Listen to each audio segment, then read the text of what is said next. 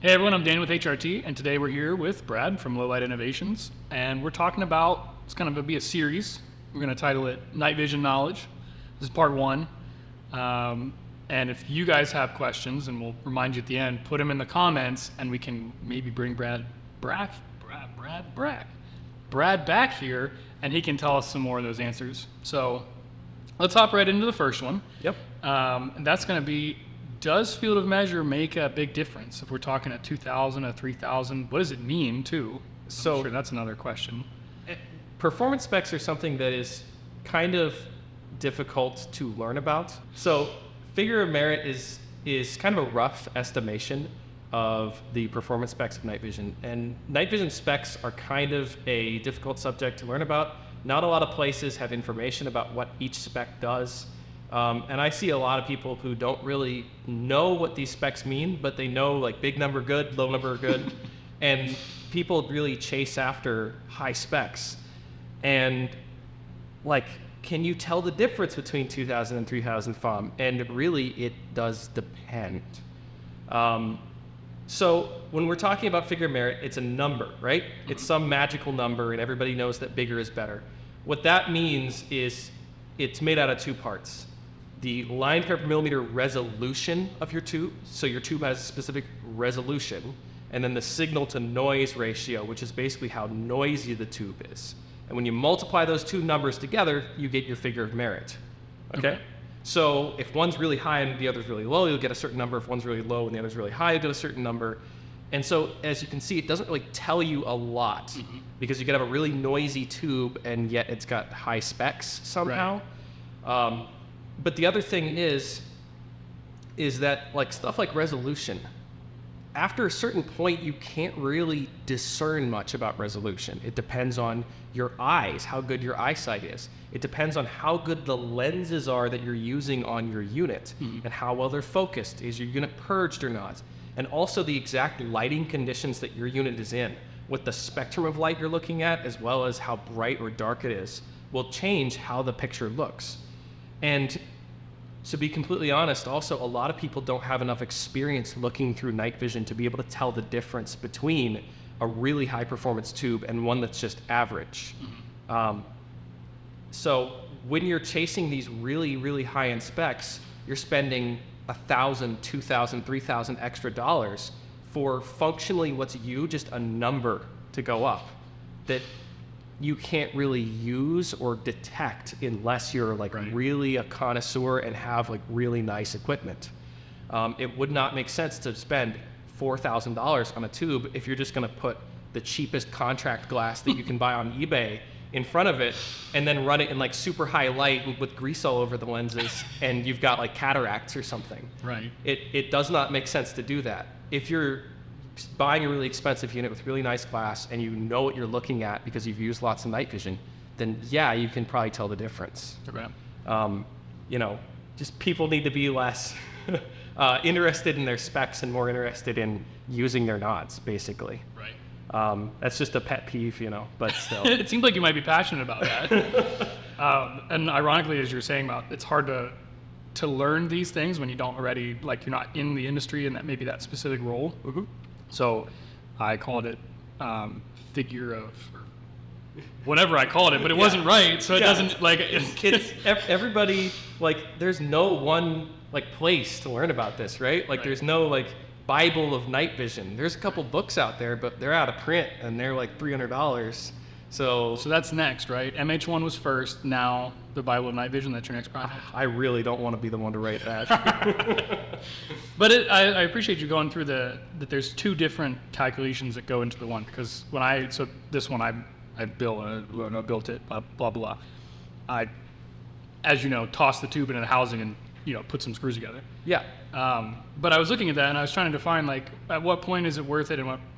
Why am I spending more for this? And I don't remember what I settled on, which it razzed me about not knowing what it was. But it was at least $2,500, but I don't know at what point. And I haven't had an issue with it. Yeah. In multiple different lighting conditions and weather conditions and such. But I'll have to check out like yours because I'm sure they're probably pretty nice and see like, can I see a difference in the two? And maybe mine's less, more, even, who knows? It's really difficult to tell the difference between two similar specs. If you are someone who's looking through lots of tubes, you can tell the difference, but just as like, oh, I've used night vision, my friends have night vision, you'd be hard pressed to tell the difference between like a 64 and a 72 line per millimeter tube. That's difficult to see. It's not intuitive, it's not super visible. And to be completely honest, if you have just a moderate, normal, nice tube, I'm pretty sure that almost everyone out there is going to be like totally happy with that. Don't think that you need to spend a crazy amount of money, otherwise it's junk. Like, no, the normal stuff that most dealers have nowadays is really nice. It's not the 90s anymore. You're not using these old Gen 2, fuzzy tubes. Like Right. These modern tubes, even the not very expensive ones, are quite good. So you mentioned some of the 90s and some of the older stuff. So I think everything we have on the table here is at least Gen 3, but can you tell us maybe the difference between a Gen 2 and a Gen 3 and what we're looking at changing there? Yeah, so a Gen 2 tube and a Gen 3 tube are constructed in an extremely similar way. The main difference is because a Gen 2 tube has a photocathode, which is basically the sensor of the image intensifier, made out of a multi-alkali material. It's made out of a bunch of different metals. A Gen 3 tube has a photocathode, the sensor, made out of a single crystal of gallium arsenide. Okay. That's really the only difference between those two. People hear Gen 2, Gen 3, they think 2 old, 3 bigger than 2, so therefore better. The modern Gen 2s are almost identical in construction to the modern Gen 3s. It's just that the sensor material is different. Okay. Now, obviously, we're talking about a sensor. You'd think that, okay, that might make a difference in performance, and it does. But it sort of is a trade-off. A lot of these modern, very high-end Generation 2 image intensifiers, they work quite well. They are quite nice and impressive for what they are. They're not as good as Gen 3, I'll say that, but they are very impressive. And they have other strange capabilities, like they can see more of the spectrum of light. They can see from 300 to 1,000 nanometers instead of from like 500 to 940. They work better in higher light as well because their overall gain level is lower and they're more durable. Okay. It's kind of interesting, the different advantages that the different sensor technologies give you. Yeah. Now, the older Generation 2 stuff is older. I mean, you are going to get less performance out of older Generation 2. But really, also the composition of the older Generation 2 stuff is very similar. It's just that they've perfected that last little 10% of performance to get up to modern levels. Okay. So it's not as easy to grade as just saying 3 bigger than 2, so therefore 3 better, or 3 newer, so therefore better.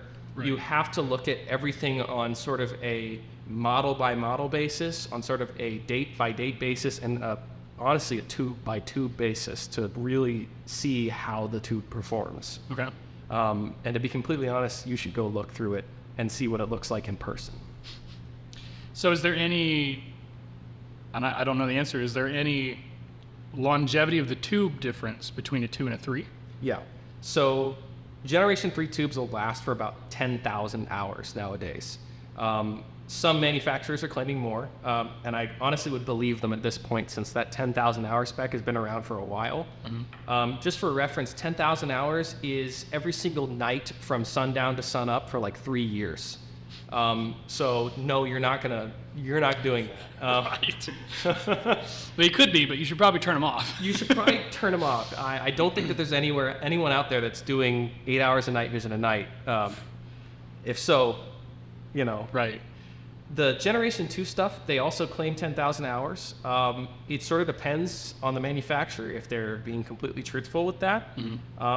Some people also say that Generation 2 gets dimmer over time over its life, which in my experience is definitely true with older units. I'm not sure with newer units. I have not taken a set of Photonis Echoes and run them for 1 million hours to see what happens to them. So the Generation 2s allegedly will last the same amount of time, allegedly will perform the same over their lifespan, I don't have the experience to be able to say one way or another. Sure. But with older units, they would die a little bit quicker. With older units, they would dim over time. I don't know if that's a problem that's been solved. Do you know, or I'm sure you know, can you share a little bit what happens at the end of the life cycle of a tube? So with the Generation 3 tubes, they basically die. They stop working. With Generation 2 tubes, on the older ones at least that I've had experience with running to the end of their lifespan, they just get dimmer and dimmer and dimmer and dimmer until there's no image, essentially. Okay. Really, realistically, your chances of running a tube to the end of its life are very low. So it's not something I'm super concerned about. And really, modern image intensifier tubes will last for a very long time if they're not turned on, just sitting around. Mm-hmm. So hey, if you're looking for the end of time, just image intensifiers, night vision, just put them in a sealed container and sit them on the shelf. Right. Cool. So, and based on the stat you gave of 3 years of essentially constant use at night, it sounds like most, like, let's say mine, I could probably pull 8 to 10 years out of them, at which point the industry might have changed so much where I go, I just want a new one anyway. It has nothing to do with the lifespan of my tubes. Exactly. Which is a good reassurance if you've bought something in the last 10 years or 5 years and we're concerned about its lifespan. If you're using your night vision occasionally just for night shoots, you could probably pass it on to your children, to be completely honest. They will last for a very, very long time. Cool. That's good to know. So what about Gen 2 Plus? Is Gen 2 Plus even a thing? What does that look like? Yeah, absolutely. All the modern Generation 2 manufacturers are basically Gen 2 Plus. Okay. They have taken that older technology and boosted it up to something that really starts to compete with modern Generation 3 technology. You know, looking at Photonis's high-end lines, like, they are getting crazy resolution, crazy figure of merit, and gain levels that are really starting to compete with Generation 3. That's definitely a Gen 2 Plus tube. Mm-hmm. But because, you know, it's like level 3 plus on body armor. There is no standard for 2 plus. So it could vary from manufacturer to manufacturer. So you could have some manufacturer that says their unit's Gen 2 plus and it's like not very good. Or you could have some manufacturer that says their unit is Gen 2 plus and it really competes with the big boys over here in the United States. Okay. It's just that there's no standard, and really you have to see like a spec sheet or something, sure, or see it in the real world to be able to make that determination. Cool. So in a summary, it sounds like if you're going to look at Gen 2, Gen 2 plus, Gen 3, you need to see a spec sheet. You need to learn all the like figures before you really can make a decision, informed at least. Yeah, I mean, you're going to be spending thousands of dollars on night vision. You really should be, you know, investing some time into looking at what you're getting. Sure. Cool. So we've talked some about Gen 2, Gen 2 plus, Gen 3. Looking at some of the options on the table, we have another thing that kind of differentiates between different models, and that's going to be gain. So could you let us know what is gain as a concept, and then maybe your take on its necessity? So when we're talking about gain, this is a very hot subject. That's why we're making you do it. We're talking about the ability of the night vision to amplify the image, which sounds like, wow, crazy, it goes up in brightness, but what you're really talking about is sort of the ratio between the brightness coming in to the brightness coming out. Mm-hmm. If you look at a spec sheet, that's FL per FC, which are two different kinds of measuring light. You can look that up on Wikipedia and learn all about all these crazy units for light. But you're measuring basically the difference between the brightness in the room and the brightness coming out of the back. That's your gain figure. So now something that's kind of interesting to talk about here is a science experiment that anyone that has night vision can do at home, is you go into like a bathroom or a closet or something when it's really dark and turn your night vision on. And what you'll see is you'll see a black background and you'll see a bunch of noise. That's the signal to noise ratio of your two. And you'll see the room, and you'll notice that all the stuff in the room is not a solid object anymore. It's made out of like little points of light. Mm-hmm. I'm sure everyone who's used their night vision in a basement or under tree canopies has seen this, where everything seems to be very granular and not like connected. It's just points of light. The reason you're seeing that is because your image intensifier in your night vision is amplifying individual photons of light. Those are individual photons. There are not enough photons in the environment that you're in to form a coherent, connected image. So the question then becomes, if you can see one singular photon of light coming into your night vision, if you can see that, what would it benefit you to make that like little dot on the screen, that little bloop, what would it benefit you to make that like brighter, right? If you're already looking at like a black background with like little points of light, how does it get better by making those little points of light brighter? Because making them brighter doesn't make the image look better. It doesn't get you more information. You know, that's just physics. You need to either have more light or a bigger lens to get more information in the image. So after a certain point, aside from, oh, my eyes have trouble seeing things that are that dim on the tube, the gain doesn't really do much more to go higher and higher and higher. All you're doing is increasing the brightness. It's like increasing the brightness on your phone screen. It doesn't really do much past a certain point. Okay. Kind of a controversial take, especially now with L3 super gains, but super gains are doing something strange to make the image look better. They're not getting any more information, they're just making it a more presentable image. Okay. So it may have its place, but it is not a necessity. After a certain point, I'd say, you're gonna see all you're gonna see, basically. Like, if you're in a dark room, there's a certain amount of information that you can get, and past that point, like, that's the information you get. Making it brighter doesn't really do much. Okay. You know, hot take, but hey, you know, if you're seeing individual photons, like, that's all you can see. Right. And I have to say I agree with you, because so when I did this build, I just did automatic game, and I was okay with that because my experience with my first PVS 14, not a military one, but like the one that I had, we'd be out of like HRT shoots, and I would turn it up, and it wouldn't do me any good. It just was brighter, and so I had more reflection coming out of my helmet or in my face than I actually was able to see anymore. And especially if I was using any type of IR illumination or something, it also wasn't doing me any good to do that. And I haven't had an issue with this yet of feeling like I had left out anything. Yeah, exactly. And we saw the MH1 in an earlier video, and that has it built on, but you can remove it if you don't want it. And then if you put auto gain tubes in there, yeah, they just do their own thing. okay. Yeah. So you have some options there. So having talked about the gain side of things, let's talk about maybe halos. Yeah. So what are maybe the physics behind it? And let's talk about some use case. Yeah. So when you talk about halo and night vision, I'm sure everyone's looked at street lights, you know, the Christmas lights in your grandma's basement, and seen those little circles around every single light source. And they're always the same size, and they're kind of opaque. That's halo on the night vision. There's all kinds of other optical effects that you can get from lenses, but that's from the tube. And that is a very specific phenomena, and it's very important. In fact, it's so important it's on your spec sheet. So halo is caused by electrons inside of the image intensifier, and it's a mechanical configuration, essentially. Okay. There's a piece of material that amplifies the amount of electrons that are going through the tube in an electron avalanche, and the front of that piece of material also amplifies electrons, just like the channels do. So when electrons hit it, they fly off, they fly around, they create a halo around a bright light source.